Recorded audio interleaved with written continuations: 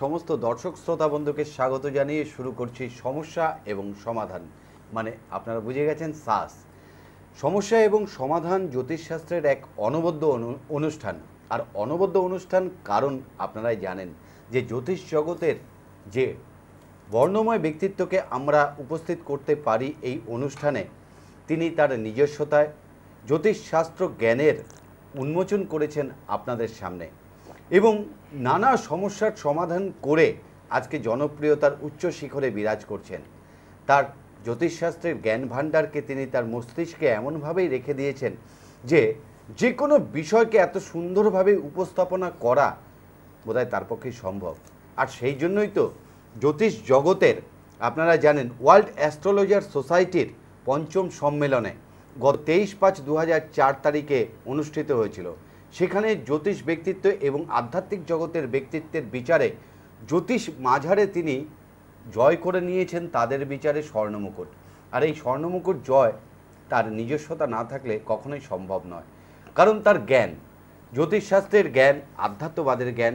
সত্যি এরকম ব্যক্তিত্বের সাথে অনুষ্ঠান করতেও যেরকম ভালো লাগে আর আপনাদের শুনতেও ভালো লাগে, তা আপনারাই বলেন ফোনের মাধ্যমে। সত্যি দেবদাসবাবু, আপনি যদি এই একটা ইনস্টিটিউট খুলতেন তাহলে আমরা হয়তো আরও কিছু শিখতে পারতাম। আপনার বইটা কবে বেরোচ্ছে? আপনার লেখা বই জ্যোতিষশাস্ত্রের উপরে? হ্যাঁ, সবই বেরোবে। যাই হোক, আপনারা ফোন করবেন 22479479 এই নম্বরে আজকের অনুষ্ঠানে কথা বলার জন্য। আছি আমি অজয় ভদ্র, আর আছেন আপনাদের প্রিয় মানুষ, গবেষক জ্যোতিষী, রাজগণক উপাধি পেয়েছেন, রাজগণক গবেষক জ্যোতিষী শ্রী দেবদাস। আর একটা কথা আমি বলে দিই, যারা অপেক্ষা করছেন, চিঠি পাঠিয়ে দিয়েছেন নবতারা চক্রের জন্য। হ্যাঁ, অসংখ্য চিঠি পেয়েছি, আরও অনেক চিঠি আছে। সমস্ত চিঠি এখানে দেখানো সম্ভব নয়, কারণ এই বাঞ্চ হয়ে যাবে আর কি। যাই হোক, এর মধ্যে থেকে 3 জনকে বাছা হয়েছে। আগামী বৃহস্পতিবার তাদের নাম ঘোষণা করা হবে। অবশ্যই আপনারা অপেক্ষা করবেন, টেনশানে আছেন কার নাম ঘোষিত হবে এখানে, দেবদাসবাবু কার নাম ঘোষণা করবেন। যাই হোক, আপনারা ফোন করতে থাকুন। আমরা পেয়ে গেছি আমাদের প্রিয় মানুষকে, জ্যোতিষশাস্ত্রের সেই ব্যক্তিত্বকে, গবেষক রাজগণক জ্যোতিষী শ্রী দেবদাসকে। আপনারা ফোন করুন। দেবদাসবাবু, দর্শকদের তরফ থেকে এবং আমাদের তরফ থেকে অসংখ্য ধন্যবাদ যে এত ব্যস্ততার মধ্যে আজকে আবার আপনাকে পেয়েছি। শুধু পেয়েছি বললেই হবে না, অনেক কিছু জেনে নেওয়ার জন্য আজকে আমরা অপেক্ষা করছি আবার।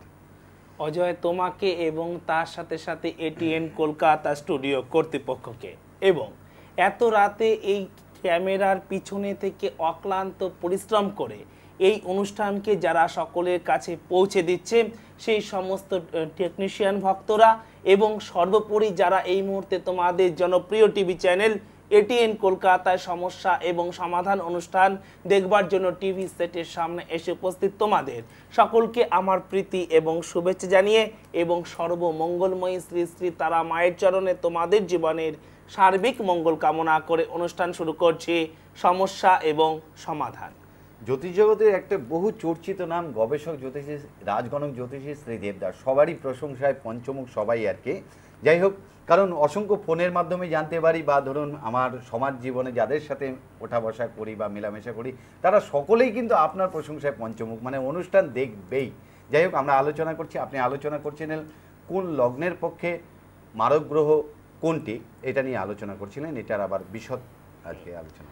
তাহলে এই এটিএন কলকাতা টিভি মিডিয়াতে তোমরা 3টি অনুষ্ঠান দেখে থাকো, তার মধ্যে 2টি হলো জ্যোতিষ সম্পর্কিত অনুষ্ঠান সমস্যা এবং সমাধান, অর্থাৎ প্রতি রবিবার রাত্রি 10টা 5 থেকে 11টা 5 এবং প্রতি বৃহস্পতিবার রাত্রি 10টা 15 থেকে 11টা 15। এছাড়াও প্রতি বুধবার দেখে থাকো 10টা 15 থেকে 11টা 15 অমৃত বর্ষা অনুষ্ঠান, প্রতি বুধবার রাত্রি 10টা 15 থেকে 11টা 15।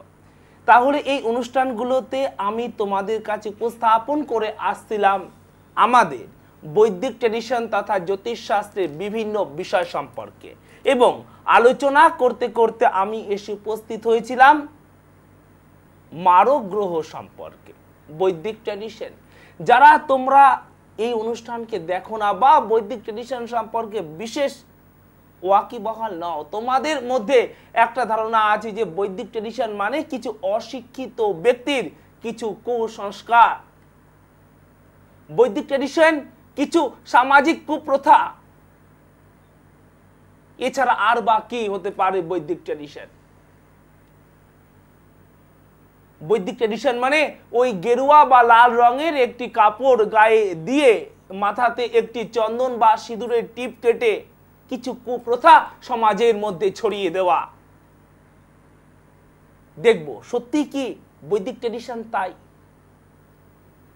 যদি তাই হয় তাহলে আমরা বৈদিক ট্র্যাডিশনকে ছুঁড়ে ফেলে দেব। আর যদি বৈদিক ট্র্যাডিশন সত্য কথা বলে থাকে, যদি বৈদিক ট্র্যাডিশনের মধ্যে যুক্তি থাকে,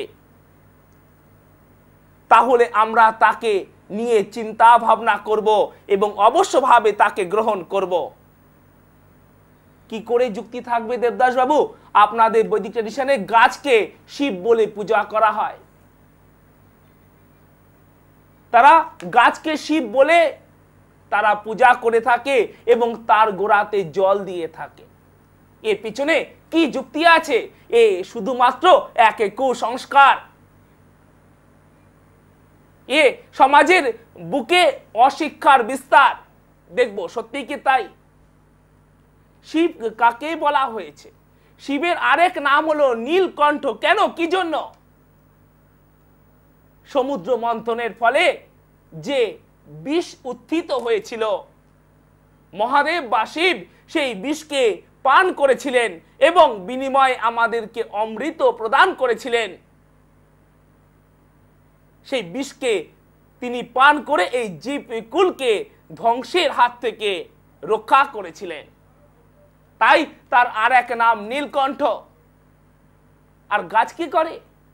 আমাদের জীবন ধারণের ফলে আমাদের এই শহরের বুকে গাড়ি ঘোড়া, যানবাহন এবং কলকারখানা ইত্যাদি ইত্যাদি চালানোর ফলে যে দূষণ, যে কার্বন ডাই অক্সাইড সৃষ্টি হয়, এই গাছ সেই বিষ, সেই কার্বন ডাই অক্সাইড গ্রহণ করে আর তার বিনিময়ে আমাদেরকে অক্সিজেন, অমৃত প্রদান করে। হ্যাঁ কি না বলো? তাহলে সেই গাছের গোড়ায় যদি আমরা জল দেই তার জীবন রক্ষার জন্য, যদি সেই অক্সিজেন দায়ক, সেই অমৃতদায়ক গাছকে আমরা ছেদন করতে বাধা দেই, তাহলে কি তা অশিক্ষার পরিচয়? তাহলে কি তা কিছু কুসংস্কার? চিন্তা করো। আজকে গ্রিন বেঞ্চ বা আজকের এই ফরেস্ট ডিপার্টমেন্ট নয়, আজকের আইন নয়, আমাদের ঋষি মুনি ঋষিরা আজ থেকে হাজার হাজার বছর আগে গাছের যত্ন এবং গাছকে রক্ষা করবার কথা বলে গিয়েছেন। আর তা আজকেও সত্য যে এই জীবকুলকে যদি কেউ বাঁচাতে পারে তো তা গাছ, তা এই সবুজ সম্পদ। তাহলে আবার সত্য বলে প্রমাণিত হলো আমাদের বৈদিক ট্র্যাডিশন। আমাদের বৈদিক ট্র্যাডিশনে একটি কথা অক্ষরে অক্ষরে সত্য, কিন্তু তা বাইরে থেকে দেখে জীবন বিরোধী মনে হয়ে থাকে। আর এই সত্যের উপর দাঁড়িয়ে আছে আমাদের জ্যোতিষশাস্ত্র, যা বেদের এক অঙ্গ, যা বৈদিক ট্র্যাডিশনের এক অবিচ্ছেদ্য অঙ্গ।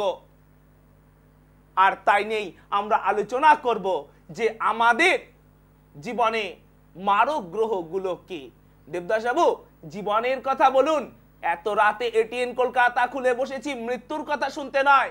মারক, এই মৃত্যুর কথা শুনে আমাদের লাভ কি? জীবনের কথা বলুন। আমাদের শাস্ত্রকারগণ কেন এতভাবে এই মারক গ্রহের কথা আমাদেরকে বলেছেন তা আমি তোমাদের কাছে ইতিপূর্বে উপস্থাপন করেছি।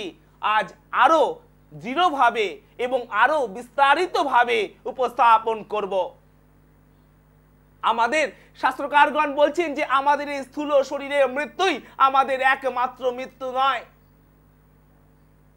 এই মৃত্যু যখন আমাদের হয় তা হলো তা স্থূল শরীরের মৃত্যু, যে মৃত্যুর পরে আমাদেরকে ডাক্তারবাবুরা ডেথ সার্টিফিকেট দিয়ে থাকেন বা তাকে মৃত বলে ঘোষণা করে থাকেন। কিন্তু এছাড়াও আমরা আমাদের জীবদ্দশায় নানা প্রকার মৃত্যুর সম্মুখীন হই। জানবো, তোমরা তৈরি থাকবে তোমাদের জন্মকুণ্ডলী নিয়ে। আর এই আলোচনা থেকেই রাখবো একটি প্রশ্ন। তার আগে দেখে নেব যে টেলিফোনে কে আছো। Hello hello hello hello hello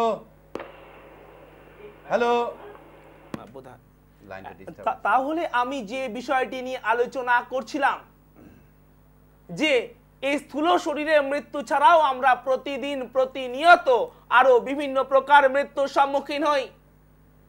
আর সেই মৃত্যুগুলো হলো আর্থিক মৃত্যু।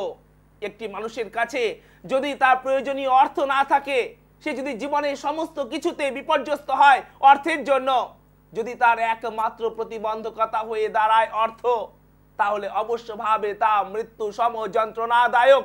যারা তোমরা এই যন্ত্রণায় ভুক্তভোগী, আমাকে আর কিছু বলে দিতে হবে না, তোমরা নিজেরাই বুঝতে পারছো। যাদের তোমাদের টিফিনের পয়সা বাঁচিয়ে ইলেকট্রিক বিল দিতে হয় বা কালকে বেরোনোর আগে বাস ভাড়া গুনে রাখতে হয়, ছেলে বা মেয়েকে তুমি উচ্চ শিক্ষায় শিক্ষিত করতে চাও, ছেলে বা মেয়ে উচ্চ শিক্ষিত হবার যোগ্য, কিন্তু তোমার কাছে প্রয়োজনীয় অর্থ নেই, এ মৃত্যু সম যন্ত্রণাদায়ক। কোন গ্রহ আমাদের এই মৃত্যু প্রদান করে থাকে? একজনের কাছে এত অর্থ আছে যে তার কাছে অর্থ কোনো সমস্যাই নয়, আরেকজনের কাছে অর্থই মূল সমস্যা। কেন আমাদের জীবনে এই ধরনের বৈচিত্র্য ঘটে থাকে তা আমরা জানবো এই মারক গ্রহের মাধ্যমে। কারণ এই মারক গ্রহরাই আমাদের এই রকম মৃত্যু সম যন্ত্রণা প্রদান করে থাকে। একটি মানুষ সমস্ত জীবনে কোনো বড় রোগ, কোনো ব্যাধি, কোনো দুর্ঘটনা, কোনো প্রকার অস্ত্রোপচার বা কোনো প্রকার তার শরীরে রক্তপাত দ্বারা সে জর্জরিত হলো না। আরেক ব্যক্তি সারাটা জীবন শুধু রোগ ভোগ, দুর্ঘটনা, সেলাই, রক্তপাত ইত্যাদির মধ্য দিয়ে তার জীবন অতিবাহিত হলো। তার কি কারণ? তার কারণ এই মারক গ্রহের অবস্থান। আমি তাই নিয়ে আলোচনা করব, কিন্তু তার আগে দেখে নেব যে টেলিফোনে কে আছো। হ্যালো হ্যালো, নমস্কার। হ্যালো হ্যালো, নমস্কার। নমস্কার। আমি গড়িয়া থেকে অভিনাশ বলছি। হ্যাঁ বলো। বলুন। হ্যালো, হ্যাঁ বলুন। আমার রাশি নম্বর সব বলবো। আপনার ডেট অফ বার্থ বলুন। ডেট অফ বার্থ হচ্ছে 1975, পুরোটা বলুন। 1975 11th এপ্রিল। 11th April 19। আপনি কি শুনতে পাচ্ছেন? 10:40 রাত না? হ্যাঁ, রাত্রি 10:40 জন্ম। আচ্ছা, আর কোথায় জন্ম? হ্যাঁ, কোথায় জন্ম? কলকাতায়। আপনার টিভির ভলিউমটা একটু বাড়িয়ে দিন, শুনতে পাচ্ছেন না। কলকাতা, কলকাতা। আচ্ছা, কি জানতে চাইছেন? আমার আপনি কর্মজীবন সম্বন্ধে বলবেন, আর শরীর ফরীর কেমন যাবে? কর্মজীবন সম্পর্কে কি জানতে চাইছেন? চাকরি হবে না ব্যবসা হবে, একটু বলবেন। আচ্ছা, ঠিক আছে, আচ্ছা ঠিক আছে। ঠিক আছে, তুমি তার আগে বলো যে 11 এপ্রিল 1975 সেদিন কি ফ্রাইডে বা শুক্রবার ছিল? শুক্রবার। এবং হচ্ছে তোমার কি মীন রাশি এবং হচ্ছে ধনু লগ্ন? হ্যাঁ, ঠিক আছে, তুমি ঠিক সঙ্গে আছে অবিনাশ, আপনি শুনতে থাকুন। তাহলে এখানে যেটি গ্রহ সন্নিবেশ আছে মীন রাশি এবং হচ্ছে ধনু লগ্ন এবং হচ্ছে রেবতী, অর্থাৎ হচ্ছে 27 নম্বর নক্ষত্রে ওর জন্ম এবং শুক্লপক্ষে প্রতিপদ তিথিতে জন্ম বিপ্রবর্ণ ও দেবগণ। এখানে যেটি গ্রহ সন্নিবেশ আছে তাতে যেটি দেখতে পাওয়া যাচ্ছে, আমি সে সম্পর্কে আলোচনা শুরু করছি। শুনতে থাকবে তুমি এবং শুনতে থাকবে তোমরা, যাদের তোমাদের এই রকম কর্মজীবন সম্পর্কে প্রশ্ন আছে। 1975 জন্ম, প্রায় 28 বছর 29 বছর বয়সে সে এসে পৌঁছেছে। এখনো তার কাছে একটি প্রশ্ন, কি হবে? চাকরি ভালো হবে কি ব্যবসা, কি করব? অর্থাৎ এখন তার কর্মজীবনে সফলতা আসেনি, এখনো পর্যন্ত সে কর্মজীবনে সঠিক দিশা, সঠিক পথ খুঁজে পায়নি। অদ্ভুত, এই বয়সে তো অনেকে সফলতাকে ছুঁয়ে ফেলে, তাহলে কেন এখনো পর্যন্ত পাওয়া যায়নি? আচ্ছা, পাওয়া যাবে কি? এবং বুথ থেকে বিচার করা হয়ে থাকে কি স্পিকিং পাওয়ার। সে যখন টেলিফোনে এলো, সে কিন্তু খুব বিচ্ছিন্নভাবে তার ডেট অফ বার্থ আমাদেরকে বলল। এই সমস্যা এবং সমাধান অনুষ্ঠানে ডেট, টাইম, প্লেস দিতে হয়। আর যদি সে আজকে প্রথমও দেখে থাকে, তবু সে খুব বিচ্ছিন্নভাবে আমাদেরকে তার বক্তব্যকে বলেছে, গুছিয়ে বলতে পারেনি। কারণ এই গুছিয়ে বলার মতো শক্তি প্রদান করে থাকে বোধ। বুধ দিয়ে থাকে স্পিকিং পাওয়ার, বুধ দিয়ে থাকে রাইটিং পাওয়ার। দেখবো কেন, কি জন্য। সাথে তোমরা মিলিয়ে দেখবে যাদের তোমাদের মধ্যে অনেক সম্ভাবনা আছে কিন্তু বুঝিয়ে বলতে পারো না, বুঝিয়ে লিখতে পারো না, ফলে ভালো মার্কস আসে না। ইন্টারভিউতে গিয়ে কিরকম যেন সব গোলমেলে হয়ে যায়। কোন গ্রহ এইভাবে গোলমেলে করে দেয় আমাদের? জানবো আমরা, জানবে তোমরা যারা টিভির পর্দায় দেখছো। তোমরা মিলিয়ে দেখো তোমাদের জন্মকুণ্ডলী। আমি আলোচনা শুরু করছি। তাহলে এখানে যেটি লগ্ন আছে সেটি হলো এটি। 1 মিনিট হোল্ড করুন। এখানে হ্যালো, লাইনে যে আছেন একটু হোল্ড করে থাকুন। এখানে যেটি লগ্ন আছে সেটি হলো এটি। এখান থেকে 1 2 3 4 5 6 7 8 9 10 এই 10 নম্বর ঘরের মালিককে। আর এই কেনই বা আমরা 10 নম্বর ঘরকে খুঁজব? এই 10 নম্বর ঘর থেকে বিচার করা হয় প্রত্যেকটি পুরুষ বা নারীর জীবনের, তার কর্মজীবন, তার জীবিকা কেমন হবে। আর এই ঘরটি হলো কন্যা, এর মালিক হলো বুধ। তাহলে আমাদের দেখতে হবে যে বুধ এই জন্মকুণ্ডলীতে কোথায় কিভাবে আছে। যে গ্রহ তাকে ভালো ভালো কর্মজীবন প্রদান করবে সেই গ্রহ এখানে আছে 1 2 3 4 নম্বর ঘরে।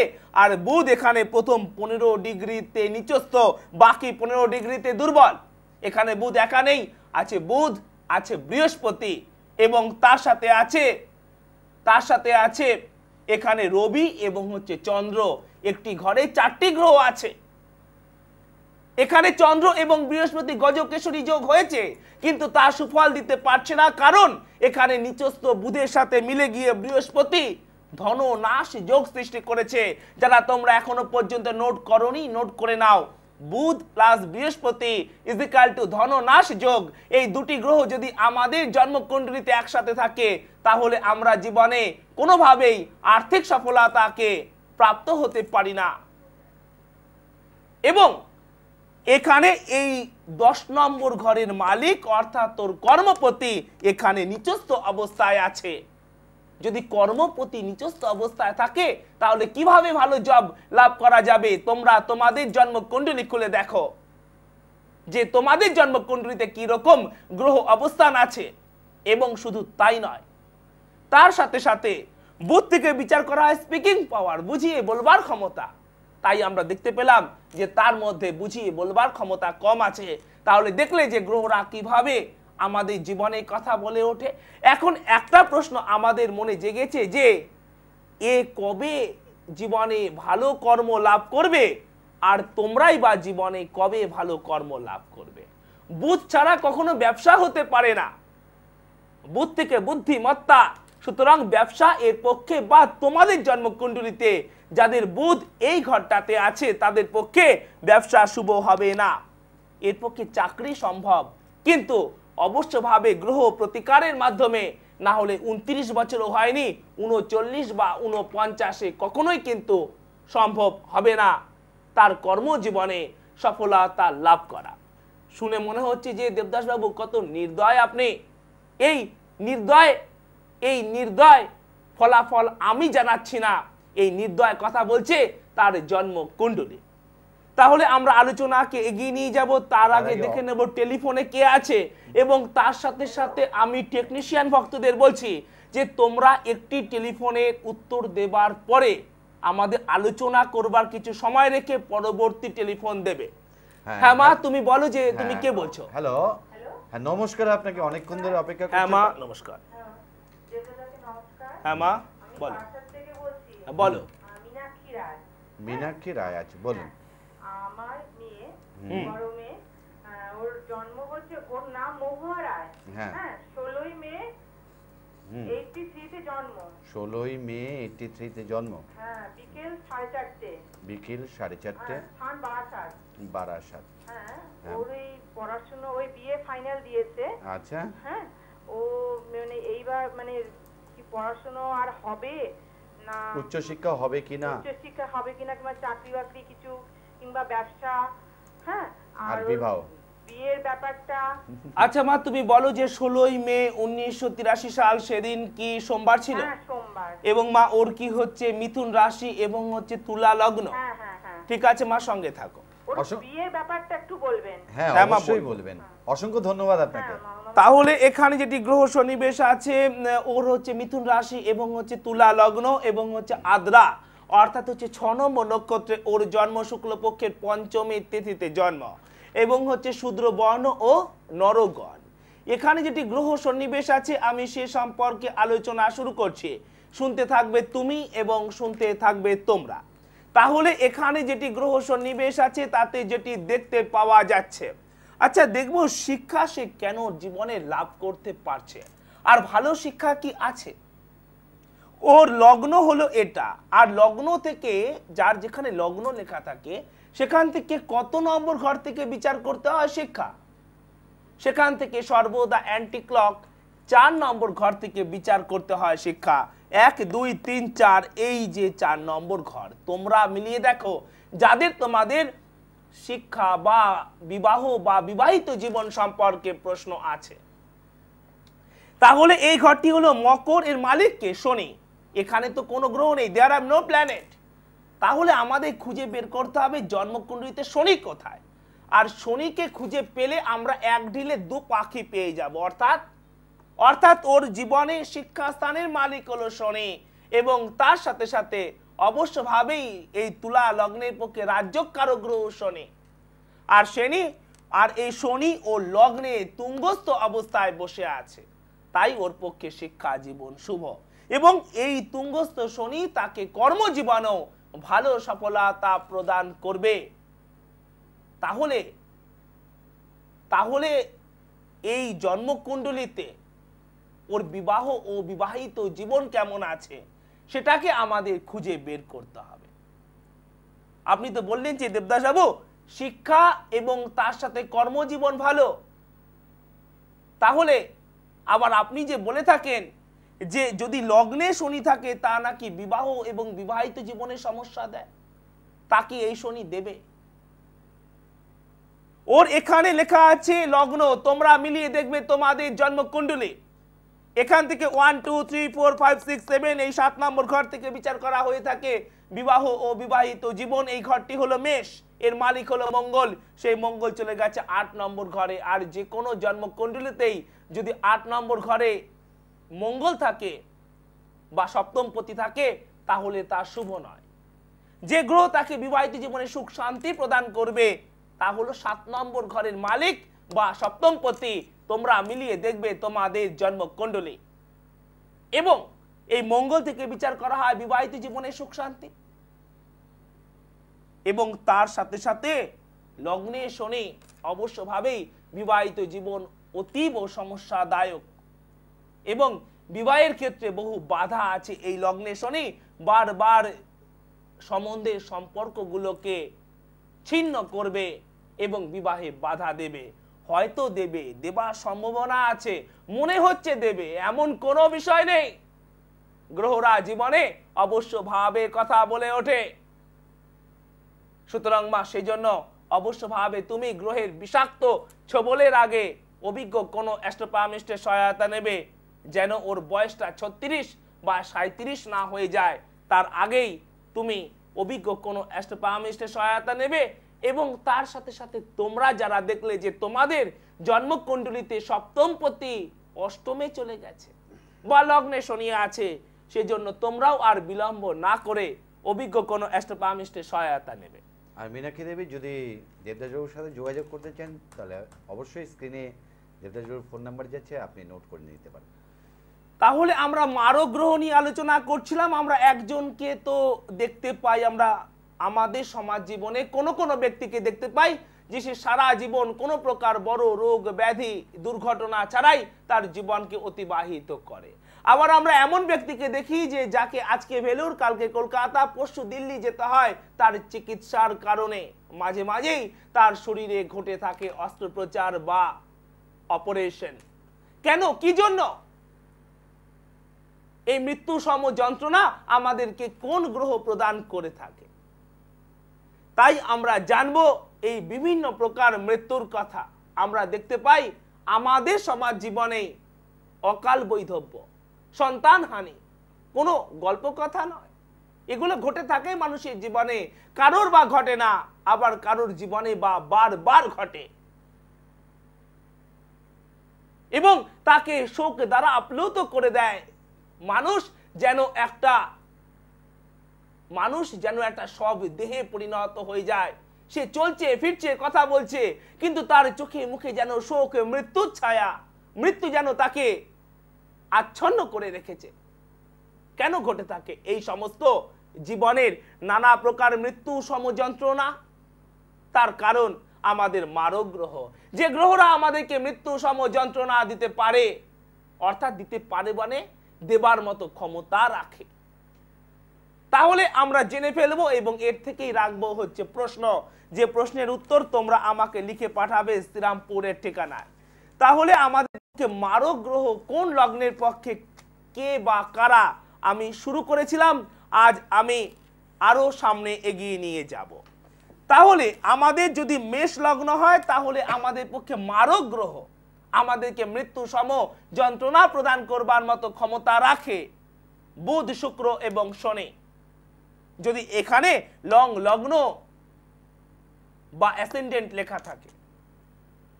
তারপরে আমি তোমাদের বলেছিলাম, যদি আমাদের এই বৃষ লগ্ন হয়, তাহলে আমাদের পক্ষে মারক গ্রহ হলো চন্দ্র।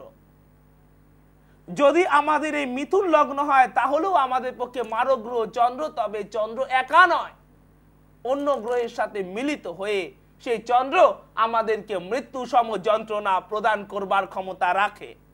যদি আমাদের এই কর্কট লগ্ন হয়, তাহলে আমাদের পক্ষে মারক গ্রহ হলো শনি। সেই শনি আমাদেরকে মৃত্যু সম যন্ত্রণা প্রদান করবার ক্ষমতা রাখে। যদি আমাদের এই সিংহ লগ্ন হয়, তাহলে আমাদের পক্ষে মারক গ্রহ হলো বুধ এবং শুক্র। যদি আমাদের এই কন্যা লগ্ন হয়, তাহলে আমাদের পক্ষে মারক গ্রহ হলো শুক্র। যারা হয়তো আগের দিন অনুষ্ঠানটি দেখতে পারোনি, তাহলে তোমাদের মনে আবার আজকে সেই প্রশ্নটি আবার নিশ্চয়ই জেগেছে যে দেবদাস বাবু, আপনি আমাদেরকে শিখিয়েছিলেন যে কন্যা লগ্নের পক্ষে মারক গ্রহ শুক্র নয়, রাজ্যকারক গ্রহ শুক্র। আপনি এর আগে আমাদেরকে শিখিয়েছিলেন যে এই কন্যা লগ্নের পক্ষে রাজ্যকারক গ্রহ হলো শুক্র। আর আপনি আজকে সেই রাজ্যকারক গ্রহ আর মারক গ্রহকে একই বলছেন। আজ বলছেন যে কন্যা লগ্নের পক্ষে মারক গ্রহ শুক্র। তাহলে আসল সত্যটি কি? কোন গ্রহ রাজ্যকারক আর কোন গ্রহ মারক এই কন্যা লগ্নের পক্ষে? তা আমি তোমাদেরকে আগের দিন বলেছিলাম, আজ আবার বলছি যে এই কন্যা লগ্নের পক্ষে মারক গ্রহ শুক্র, কন্যা লগ্নের পক্ষে রাজ্যকারক গ্রহ শুক্র। একমাত্র শুক্রই একজন কন্যা লগ্নের পুরুষ বা নারীকে রাজার ন্যায় সফলতা প্রদান করে রাজ্যকারক গ্রহের সুফল প্রদান করতে পারে। আবার একজন এই কন্যা লগ্নের নারী বা পুরুষকে শুক্রই মৃত্যুর ন্যায় যন্ত্রণা প্রদান করে মারক গ্রহের ফল প্রদান করতে পারে। ঠিক যেরকম জল, যে জল ছাড়া আমাদের জীবন ধারণ করা সম্ভব নয়, যে জল আমাদের প্রতিনিয়ত দরকার জীবন ধারণের জন্য, আবার সেই জলে ডুবেই আমরা আমাদের প্রাণ ত্যাগ করি বা আমরা আমাদের প্রাণ হারাই। এই জল বিশেষ অবস্থায় আমাদের জীবন দাতা হিসেবে দেখা দেয়। আবার এই জল বিশেষ অবস্থায় আমাদের জীবন হননকারী হিসেবে দেখা দেয়। তাহলে এইভাবে শুক্র আমাদের জন্মকুণ্ডলিতে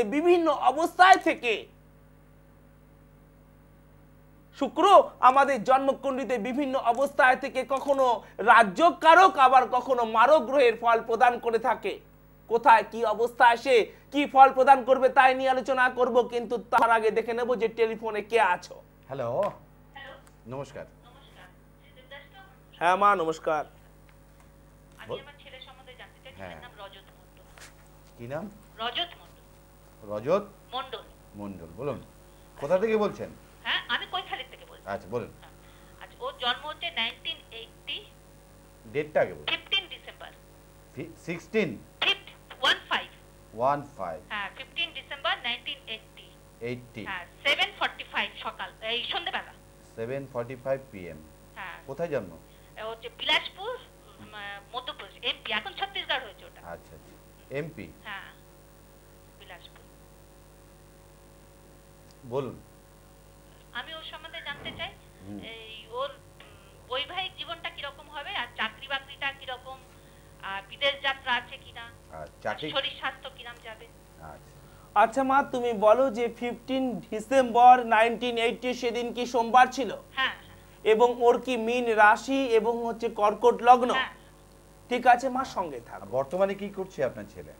চাকরি করছে একটা। আচ্ছা ঠিক আছে, অসংখ্য ধন্যবাদ। তাহলে এখানে যেটি গ্রহ সন্নিবেশ আছে ওর হচ্ছে মীন রাশি এবং হচ্ছে কর্কট লগ্ন এবং উত্তর ভাদ্রপদ অর্থাৎ হচ্ছে 26 নম্বর নক্ষত্রে ওর জন্ম এবং হচ্ছে শুক্লপক্ষে নবমী তিথিতে জন্ম, বিপ্র বর্ণ এবং হচ্ছে নরগণ। তাহলে এখানে যেটি গ্রহ সন্নিবেশ আছে আমি সে সম্পর্কে আলোচনা শুরু করছি। শুনতে থাকবে তুমি এবং শুনতে থাকবে তোমরা। তাহলে এখানে যেটি গ্রহ সন্নিবেশ আছে ওর জীবনে কর্মলাভ কেমন আছে দেখব। তাহলে এখানে যেটি গ্রহ সন্নিবেশ আছে সেখানে যেটি দেখা যাচ্ছে লগ্ন হলো এটি, আর এই লগ্নের পক্ষে রাজ্যকারক গ্রহকে, যা আমি তোমাদেরকে ইতিপূর্বে বহুবার বলেছি যে এই কর্কট লগ্নের পক্ষে রাজযোগ কারক গ্রহ হলো মঙ্গল। তাহলে আমাদেরকে দেখতে হবে যে মঙ্গল জন্মকুণ্ডলিতে কোথায় আছে এবং এই কর্কট লগ্নের পক্ষে তার কর্মপতি অর্থাৎ তার 10 নম্বর ঘরের মালিক হলো মঙ্গল, যে গ্রহ তাকে ভালো কর্ম প্রদান করবে অর্থাৎ 1 2 3 4 5 6 7 8 9 10 এই হলো 10 নম্বর ঘর। আর এই ঘরটি হলো মেষের মালিক হলো মঙ্গল। সেই মঙ্গল জন্ম কুণ্ডলিতে 1 2 3 4 5 6 6 নম্বর ঘরে আছে। আর এই 6 নম্বর ঘরে গ্রহগুলো আমাদেরকে কোনো অবস্থাতেই 70% বেশি শুভ ফল প্রদান করতে পারে না, অর্থাৎ তার জন্মকুণ্ডলিতে রাজ্যকারক গ্রহ এবং হচ্ছে কর্মপতি ভালো অবস্থায় নেই। এবার আমাদের দেখতে হবে আর কি আছে এই জন্মকুণ্ডলিতে। এখানে আছে রাহু এবং এখানে আছে কেতু। এদিকে 1 2 3 4 5 5টি গ্রহ ঘরে শুধুমাত্র এখানে আছে চন্দ্র, আর বাকি এই 5টা ঘরে অন্য কোনো গ্রহ নেই। যদি এখানে চন্দ্র না থাকতো তাহলে পূর্ণ কালসর্প যোগ হতো, কিন্তু এখানে চন্দ্র থাকবার জন্য এটি হলো আংশিক কালসর্প যোগ। আর এই কালসর্প যোগ থাকলে মানুষ কিছুতেই তার কর্মজীবনে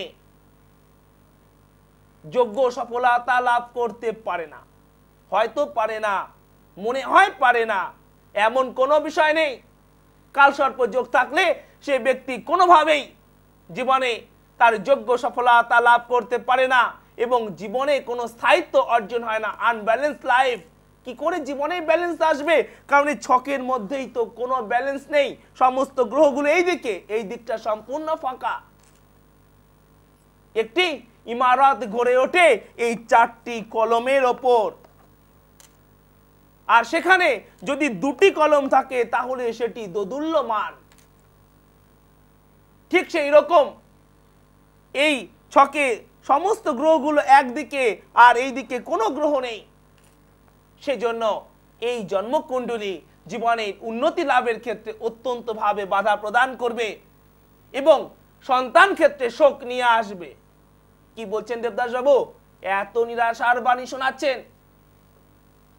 কালসর্প যোগ অবশ্যভাবে সন্তান জীবনে শোক নিয়ে আসে। আজ পর্যন্ত যারা সন্তান শোকে আপ্লুত হয়েছেন তাদের ক্ষেত্রে দেখা গিয়েছে যে 96%-এরও বেশি ক্ষেত্রে কালসর্প যোগ দায়ী। তাই অবশ্যভাবে মা তুমি এই কালসর্প যোগের প্রতিকার করবে এবং তার সাথে সাথে রাজযোগ কারক গ্রহ মঙ্গলের প্রতিকার করবে। এবং তার সাথে সাথে তোমরা যারা দেখলে যে তোমাদের জন্মকুণ্ডলিতে এই ধরনের কালসর্প যোগ আছে, তোমরাও আর বিলম্ব না করে অভিজ্ঞ কোনো অ্যাস্ট্রোবায়োমিস্টের সহায়তা নেবে। আলোচনার বিষয় যেখানে এসে দাঁড়িয়েছিল, তাহলে যে এই যে শুক্র, তাহলে আমি ইতিপূর্বে তোমাদেরকে রাজযোগ কারক গ্রহ শুক্র বলে শিখিয়েছিলাম। আমি মারক গ্রহের কথা তোমাদেরকে বলিনি যে এই কন্যা লগ্নের পক্ষে মারক গ্রহ শুক্র, আমি বলেছিলাম রাজ্যকারক গ্রহ শুক্র, আর আজ আমি তোমাদেরকে বলছি যে এই কন্যা লগ্নের পক্ষে মারক গ্রহ শুক্র। অর্থাৎ এই শুক্র এই কন্যা লগ্নের একজন নারী বা পুরুষকে সফলতা বা অসফলতা দুই প্রদান করতে সক্ষম। এক গ্লাস জল আমাকে জীবন প্রদান করবে, কিন্তু এক সমুদ্র বা এক নদী জল আমাকে মৃত্যু প্রদান করবার ক্ষমতা রাখে। একই জল দুই অবস্থায় দুই প্রকার ফল আমাদেরকে প্রদান করতে পারে অর্থাৎ ক্ষমতা রাখে। তাই এই শুক্র ঠিক সেই রকম অবস্থায় কাজ করে একজন কন্যা লগ্নের ব্যক্তির ক্ষেত্রে।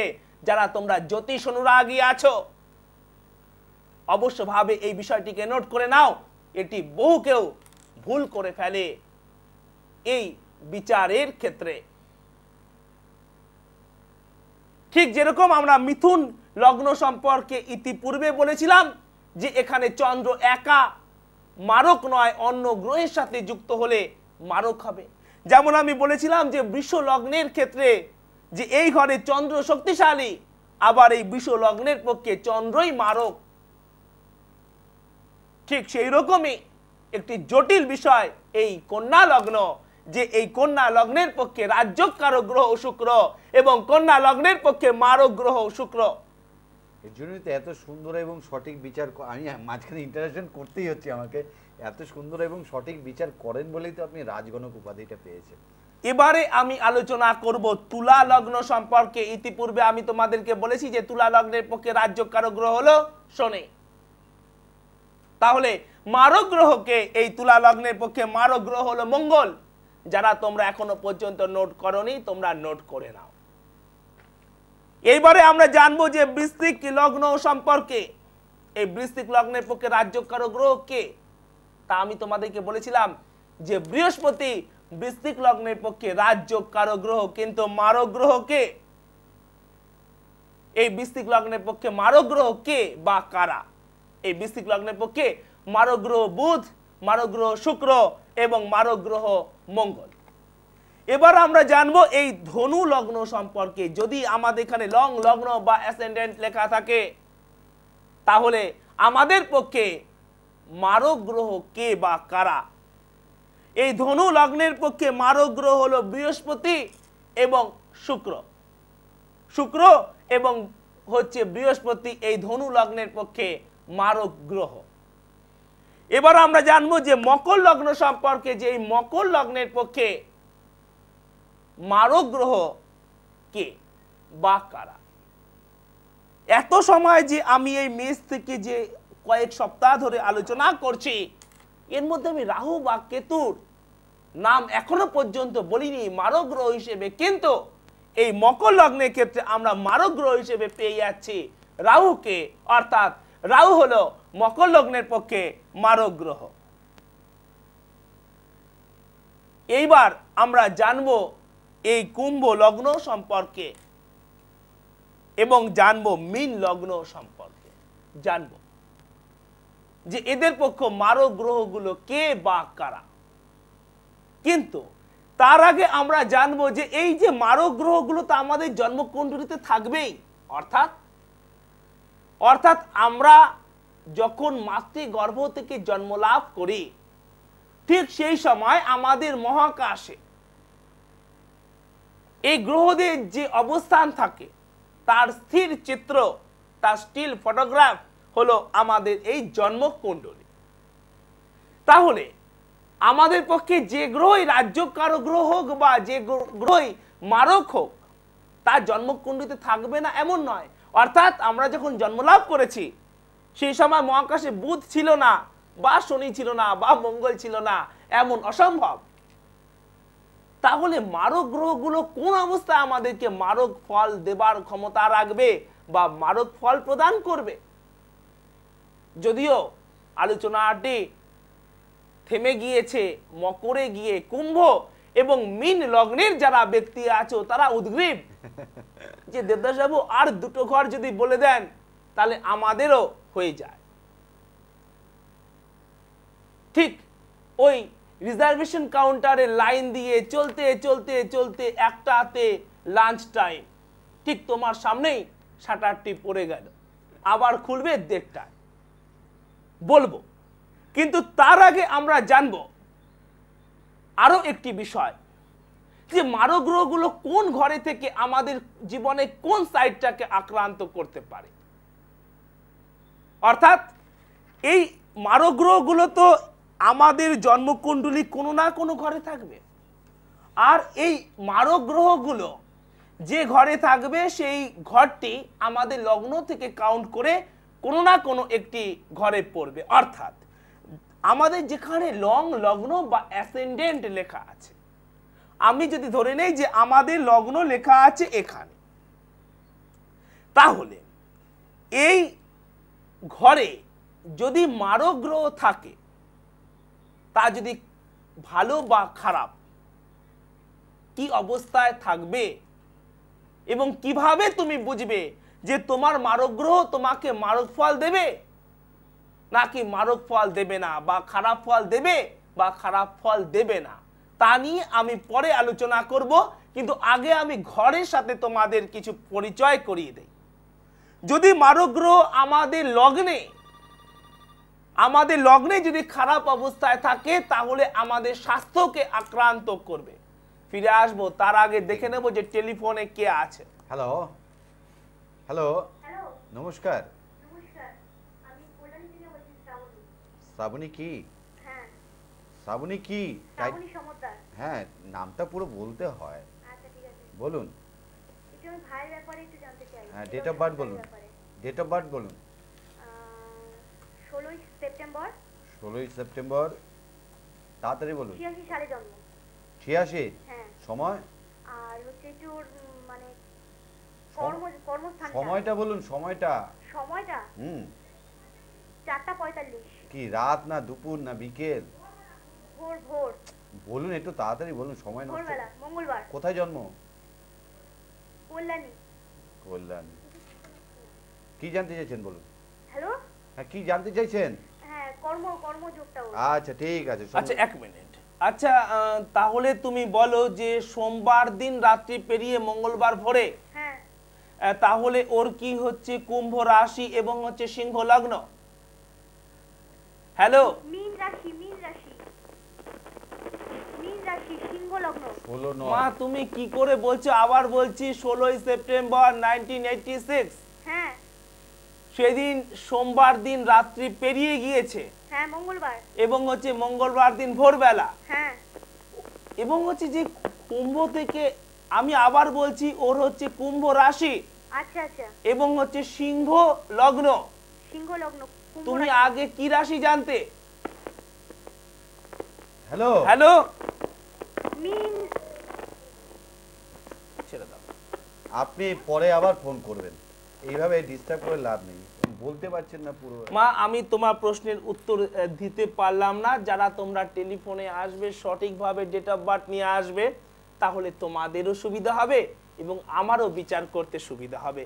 যাই হোক, যে বিষয় নিয়ে শিখছেন তাদেরও সুবিধা হবে, কারণ সময়টাও নষ্ট হয়ে যায়। তাহলে যে বিষয়টি নিয়ে আলোচনা করছিলাম, তাহলে আমরা কি দেখি যে কেউ জন্ম থেকেই অসুস্থ, কেউ বা হ্যান্ডিক্যাপড। যারা তোমরা সেই সমস্ত মুখ বধির বা শারীরিক প্রতিবন্ধীদের স্কুলে গিয়েছো, তোমরা নিশ্চয়ই দেখেছো যে কি মৃত্যু সম যন্ত্রণা তারা ভোগ করছেন তাদের পিতামাতারা। তাহলে এই আমাদের শরীরের দিক থেকে বা শারীরিক দিক থেকে আমাদেরকে মৃত্যু সম যন্ত্রণা প্রদান করতে পারবে এই গ্রহগুলো যদি আমাদের লগ্নে থেকে যায়। কারণ এই লগ্ন থেকে আমাদের হেলথ বিচার করা হয়। তাহলে যদি আমাদের লগ্নে থাকে মারক গ্রহ, তাহলে তা আমাদের স্বাস্থ্যের ওপর খারাপ প্রভাব দেবে, জীবনের অন্য বিষয়ের ওপর নয়। অত্যন্ত দৃঢ়ভাবে মনে রাখবে, তা আমাদের স্বাস্থ্যকে আক্রান্ত করবে। আরো আলোচনা করব, একদিনে আলোচনা করলে বুঝতে পারবে না। একটা পয়েন্ট তোমরা নোট করে নাও এবং জীবনের সাথে মিলিয়ে নাও। দেখো, যারা তোমরা শারীরিক দিক থেকে সমস্যাগ্রস্ত, তোমার লগ্নে মারক গ্রহ আছে কিনা? অবশ্য রূপে আছে। আর যদি লগ্নে না থাকে তো অন্য কোন জায়গায় থেকে তোমাকে আক্রান্ত করতে পারবে, অর্থাৎ তোমার শরীরকে আক্রান্ত করতে পারবে? লগ্ন থেকে 1 2 3 4 5 6 7 এই 7 নম্বর ঘরে থাকলে। কেন দেবদাস বাবু আপনি হঠাৎ 1 ছেড়ে 7-এ কেন চলে গেলেন? কারণ এই 7 নম্বর ঘরে গ্রহগুলো থাকলেও এর দৃষ্টির মাধ্যমে সে আমাদের লগ্নকে আক্রান্ত করতে পারবে, কিন্তু লগ্নে থাকলে অধিক আক্রান্ত হবে। তাই দেখা যায় যে যারা জন্ম থেকেই শারীরিক সমস্যা নিয়ে জন্মগ্রহণ করে তাদের লগ্নে খারাপ গ্রহ, আর যাদের তার পরবর্তী ক্ষেত্রে রোগ, দুর্ঘটনা, অ্যাক্সিডেন্টের মাধ্যমে শারীরিক বিকৃতি হয় তাদের লগ্নে না থেকে সপ্তমে থাকে, গ্রহের দৃষ্টির মাধ্যমে সে আমাদের শরীরকে ক্ষতি করে থাকে। তাই তারা সপ্তমে থেকে করে, জীবনের পুরো সময়টা আমাদের খারাপ ফল দেয় না। এই দুর্ঘটনা বা রোগ আমাদের জীবনে পরে দেখা দেয়। এবার জানবো যদি লগ্ন থেকে 2 নম্বর ঘরে মারক গ্রহ থাকে তাহলে আমাদের কি প্রদান করবে। আচ্ছা 2 নম্বর ঘর থেকে কি কি বিচার করা হয়? 2 নম্বর ঘর থেকে ধন, আর্থিক শক্তি তুমি জীবনে লাভ করতে পারবে না যদি তোমার ধনস্থানে এই মারক গ্রহ থাকে। এবং স্পিকিং পাওয়ার, বুঝিয়ে বলবার ক্ষমতা, তুমি ওকালতি পড়তে চাও, স্পিকিং পাওয়ার আছে, তাহলে কি করে হবে? জীবনে যাই হও, একজন কার্ডিওলজিস্টের থেকে একজন ম্যাজিশিয়ান হওয়া অনেক বেশি সাফল্যদায়ক। ভালো বলিনি, সাফল্যদায়ক বলেছি। যদি তুমি পিসি সরকার হতে পারো, একজন ইঞ্জিনিয়ারের থেকে একজন খেলোয়াড় হওয়া ভালো যদি তুমি অনিল কুম্বলে হতে পারো। তুমি তো জানো যে অনিল কুম্বলে একজন ইঞ্জিনিয়ার, তাহলেও তিনি সে পেশায় নিজেকে নিযুক্ত করেননি। এবং একজন ডাক্তারের থেকে একজন অভিনেতা হওয়া ভালো যদি তুমি শুভেন্দু হতে পারো। তাহলে এই ধরনের সফলতা আমাদেরকে কে দেয়? তাহলে এই সেকেন্ড হাউস যে কোনো জীবিকায় তোমাকে সফলতা দেবে তোমার রাইটিং পাওয়ার এবং স্পিকিং পাওয়ারের মাধ্যমে। তোমার কলা কৌশল এগুলো হলো এই সেকেন্ড হাউসের আন্ডারে। এই যে অনিল কুম্বলে বহু বড় বড় ব্যাটসম্যানকে ধরাশায়ী করেন তার কলা কৌশলে, এই যে কলা কৌশল সর্বদাই হলো সেকেন্ড হাউসের আন্ডারে। আর কি এখান থেকে উত্তরাধিকার সূত্রে লাভ। আচ্ছা বাবার সম্পত্তি কি পাবো? আমার ভাইরা মামলা করে দিয়েছে। উত্তরাধিকার সূত্রে লাভ, মামা কাকা দাদু বাবা কাকার সূত্রে কিছু পেতে হলে ধন হোক বা সামাজিক পরিচিতি, তা লাভ করতে হলে সেকেন্ড হাউসকে ভালো থাকতে হবে। এখানে যদি তোমার মারক গ্রহ বসে থাকে তো মামলা চলবে, তোমার জীবদ্দশায় পাওয়া সম্ভব নয় যদি না গ্রহ প্রতিকার করা হয়। আচ্ছা এরপরে আর কি বিচার করা হয়? এখান থেকে বিচার করা হয় ধনের সাথে সাথে গ্রহরত্ন এবং গোল্ড, প্ল্যাটিনাম, দামি ধাতু এখান থেকে বিচার করা হয় যে তুমি জীবনে এগুলো কতটা করায়ত্ত করতে পারবে। এবার আমরা জানবো এই থার্ড হাউস সম্পর্কে। এই তৃতীয় ঘর, এখানে যদি মারক গ্রহ থাকে তো কি হবে? এই 3 নম্বর ঘর থেকে বিচার করা হয় ভ্রাতা ভগ্নী, সাহস, মনোবল, প্রতিবেশী এবং অধীনস্থ ব্যক্তি। এখানে যদি মারক গ্রহ থাকে তাহলে ভ্রাতা বা ভগ্নী হবে তোমার শত্রু, ওই আমার পিছনের ছবিটির মতো, অর্জুন আর দুর্যোধন। এই হবে তোমার জীবনের প্রতিচ্ছবি। এবং হচ্ছে যে যদি এখানে মারক গ্রহ থাকে তাহলে তোমার মনোবল কম থাকবে, সেলফ কনফিডেন্স তুমি হারিয়ে ফেলবে। আর এখানে যদি মারক গ্রহ থাকে তো তোমার প্রতিবেশী কখনো তোমার শুভ হবে না, জানলাটি খুলতে পারবে না, সর্বদা একটা অস্বস্তিকর পরিবেশ তোমার বাড়ির পাশে সৃষ্টি করে রাখবে। আর অধীনস্থ ব্যক্তি, তা তুমি চাকরি করো বা ব্যবসা, তোমার অধীনস্থ ব্যক্তি তোমার ক্ষতি করবে বা তোমাকে সমস্যায় ফেলবে যদি আমাদের তৃতীয় স্থানে এই মারক গ্রহ থাকে। আর এই তৃতীয় স্থানে মারক গ্রহ অতীব সমস্যাদায়ক হতে পারে। অধীনস্থ ব্যক্তি, অর্থাৎ অধীনস্থ ব্যক্তি আমাদের আবার কি করবে, যে তোমার আন্ডারে চাকরি করে সে তোমার কি ক্ষতি সাধন করতে পারবে। কেন তোমরা শোনোনি, অক্টোবরের 31, 1984 ওই ইন্দিরা গান্ধীর অধীনস্থ ব্যক্তি